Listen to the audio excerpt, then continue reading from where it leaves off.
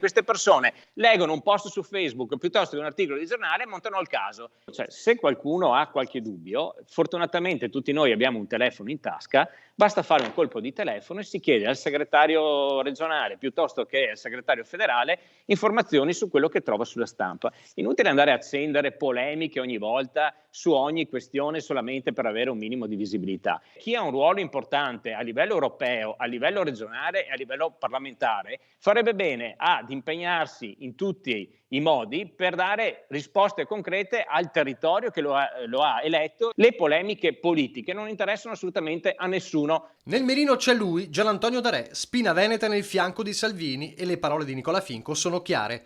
È un fiume in piena il consigliere regionale e non potrebbe essere altrimenti. Da membro del direttivo veneto della Lega, il vaso di Pandora scoperchiato dall'europarlamentare trevigiano è intollerabile, perché, sottolinea, quello di Prima l'Italia è una vicenda da tanto rumore per nulla. 2 anni fa io, Luca Zaia, Marcato, La Stefani e Lorenzo Fontana con Massimo Bitonci abbiamo firmato dal notaio e siamo i padri fondatori della Liga Veneta per Salvini Premier. Quindi non riesco a capire da cosa nasca la polemica su un simbolo che servirà alle amministrative di Palermo e di Messina. Resta in Veneto una certa perplessità sull'operazione siciliana e Darè ha trovato il plauso di non pochi leghisti in queste ore come Fabrizio Boron, che ha rincarato la dose sull'assenza dei congressi.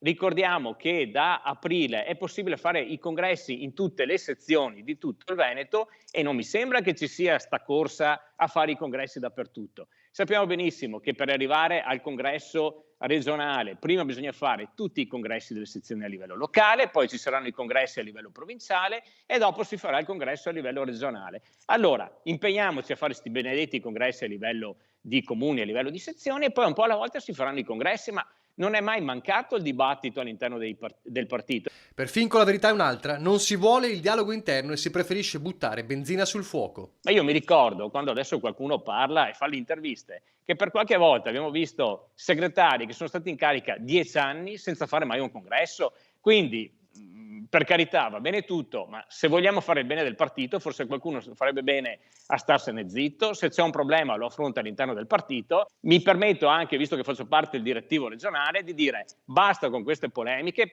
Insomma, da Prima l'Italia alle polemiche precedenti si tratterebbe di pretesti per colpire Salvini, uno che, ricorda Finco, piaccia o meno, ha riportato la Lega in alto dopo il periodo di crisi più grave della sua storia. Io ho fatto il militante all'epoca di Bossi, all'epoca di Maroni e adesso all'epoca di Salvini. Il segretario di partito, che sia segretario di sezione, segretario provinciale, segretario regionale o segretario federale, va rispettato, altrimenti se tutti noi ci permettiamo di andare in TV o sulla stampa, di dire quello che pensiamo su qualsiasi cosa, questo non è più un partito, questo è un qualcosa, siamo tutti singoli partiti dove ognuno si permette di dire quello che vuole. Il messaggio a Darè e agli altri suona come un ultimatum. Questa cosa non deve esistere all'interno di un partito, altrimenti fai a meno di iscriverti a quel partito e di condividere una determinata linea, fai dell'altro.